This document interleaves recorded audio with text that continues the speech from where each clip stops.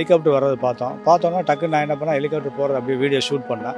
ஃபுல்லாக பனிமூட்டம் அது உள்ளே போன உடனே ஒரு 2 சத்தங்க. ஒன்று மரத்தில் அடித்து கீழே விழுகிறத சவுண்டு கேட்டோங்க. கேட்டவுடனே நாங்கள் ரொம்ப அதிர்ச்சி ஆகிட்டோம். என் பேர் ஜோ. நான் வந்து வெட்டிங் ஃபோட்டோகிராஃபரு 89லேருந்து ஒர்க் பண்ணிகிட்ருக்கேன், ஸ்டுடியோ வச்சு இது பண்ணிட்டுருக்கேன். நான் வந்து பார்த்தீங்கன்னா, ஆக்சுவலாக என் ஃப்ரெண்டுடைய நாசர் அவர் ஓடி வந்தார்ல, அவரோட பொண்ணு நிச்சயதார்த்தம் ஞாயிற்றுக்கிழமை முடிஞ்சிச்சு.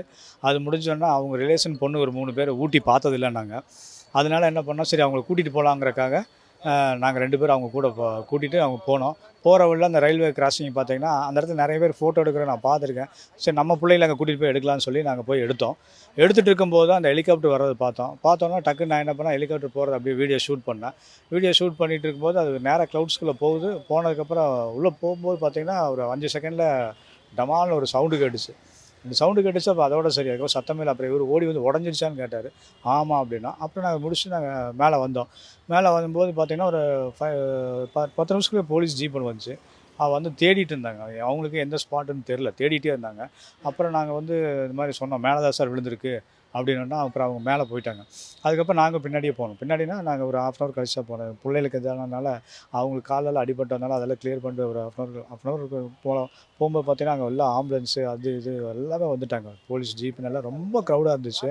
அப்புறம் நாங்கள் வண்டி நிறுத்த முடியலைங்களா, அவர் போலீஸ்கார் மேலே போங்கன்ட்டாங்க. சரி நாங்கள் மேலே நிறுத்திட்டு அந்த டிரைவர் ஒருத்தர் இருந்தார், அந்த சார்கிட்ட வந்து சொன்னோம், சார் இந்த மாதிரி நாங்கள் வீடியோ எடுத்துருக்கோன்னா அவர் உடனே அவரோட நம்பர் கொடுத்து இதை சென்ட் பண்ணி விட்ருங்க அப்படின்னு சொல்லிட்டு சொன்னார். நாங்களும் சரின்ட்டு போயிட்டோம். ஆக்சுவலாக நாங்கள் என்ன நினச்சோன்னா, அது ஒரு டூரிஸ்ட்டு, ஏன்னா கோயம்புத்தூரில் வந்து பார்த்திங்கன்னா ஒரு டூரிஸ்ட் ஹெலிகாப்டர் போயிட்டுருக்காங்க. இந்த பேர்த்த கூட்டிகிட்டு போகிறோம், அதுக்கு இவ்வளோ பேமெண்ட்டுன்னு சொல்லி வாட்ஸ்அப்லாம் வந்துச்சு, கோயம்புத்தூரை சுற்றி காமிக்கிறோம் அப்படின்னு சொல்லி.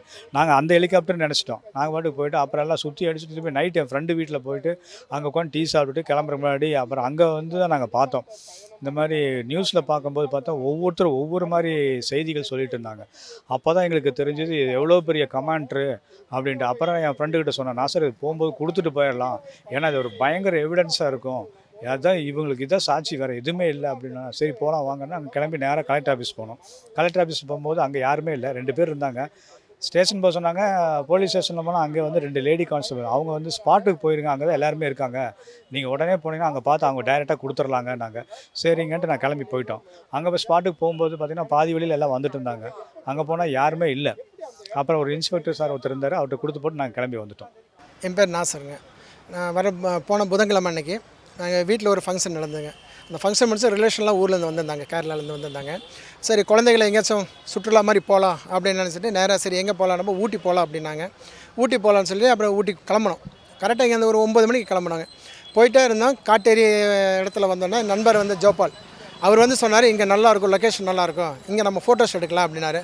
ஓகே அப்படின்னு சொல்லி காரை ஓரமாக நிறுத்திட்டு நாங்கள் அங்கே போய் ஃபோட்டோஸ் எல்லாம் எடுத்தோங்க. எடுத்துகிட்டு முடிச்சுட்டு வெளியே வரும்போது அவர் நாங்கள் நடந்து வரதை பார்த்து வீடியோ எடுத்தார். அப்படியே வீடியோ எடுக்கிறோம் சொல்லி வீடியோ எடுத்தாருங்க. எடுத்துகிட்டே இருக்கும்போது பார்த்தீங்கன்னா ஒரு ஹெலிகாப்டர் ஒன்று மேலே பறந்து வந்தது. அப்போ என்ன பண்ணார், அந்த வீடியோ எங்களை எடுத்துகிட்டு இருந்தவர் டக்குன்னு அப்படியே ஃபோக்கஸ் பண்ணார் அந்த ஹெலிகாப்டரை. அந்த ஹெலிகாப்டரை ஃபோக்கஸ் பண்ணும்போது நாங்கள் பார்க்குறோம், நான் ஓடி வந்து பார்க்குறேன், அந்த சவுண்டு கேட்கும்போதுங்க அந்த ஹெலிகாப்டர் அப்படியே வருதுங்க. அந்த மேகம் ஃபுல்லாக பனிமூட்டம் அது உள்ளே போன உடனே ஒரு 2 சத்தங்க. ஒன்று மரத்தில் அடித்து கீழே விழுகிறத சவுண்டு கேட்டவுடனே நாங்கள் ரொம்ப அதிர்ச்சி ஆகிட்டோம். ஐயோ உடஞ்சிருச்சா அப்படின்னு கேட்டுட்டுங்க ரொம்ப அதிர்ச்சியில் அங்கேருந்து கிளம்பிட்டோம். எல்லோரும் வந்து அப்செட்டுங்க. குழந்தைகள்லாம் ரொம்ப பயந்துட்டாங்க, ஏன்னா என்ன. அப்புறம் என் நண்பர் அங்கேருந்து உடனே ஓடிப்போ அந்த சைடு பார்த்தாரு, அங்கெல்லாம் இல்லை, இது வேறு எதுவும் இதில் நடந்திருக்கு, ரொம்ப ஹைட்டில் நடந்திருக்கு, வா போகலான்னு சொல்லிட்டுங்க.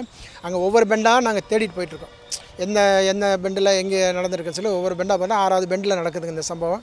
அப்புறம் அங்கே போகும்போது எங்களுக்கு அந்த இடமும் தெரியல, போயிட்டோங்க. அப்புறம் ஃபயர் சர்வீஸு எல்லாம் போலீஸு ஆம்புலன்ஸ் எல்லாம் வந்துட்டு இருந்தால் அவங்கள ஃபாலோ பண்ணி வந்தால் கீழே வந்தாங்க. கீழே வந்தோன்னா ஒரு டிரைவர்கிட்ட கேட்டேன், என்ன சார் இந்த மாதிரி ஹெலிகாப்டர் ஃபயர் ஆச்சு. ஆமாம் சார் நாங்கள் பார்த்தோம், நேரில் பார்த்தா நாங்கள் வீடியோ எடுத்துருக்கோன்னு அவர் உடனே நம்பர் கொடுத்தாரு, இந்த நம்பருக்கு ஷேர் பண்ணுங்கன்னாரு. உடனே அவங்களுக்கு ஷேர் பண்ணிவிட்டுங்க. அங்கே போய் நின்னால் எல்லாம் கிளம்புங்க, யாரும் இங்கே நிற்காதீங்க, இவ்வளோ க்ரௌடாக நிற்காதீங்க, கிளம்புங்க. நாங்கள் கிளம்பி அங்கேருந்து போய் கூடலூர் போயிட்டோம்.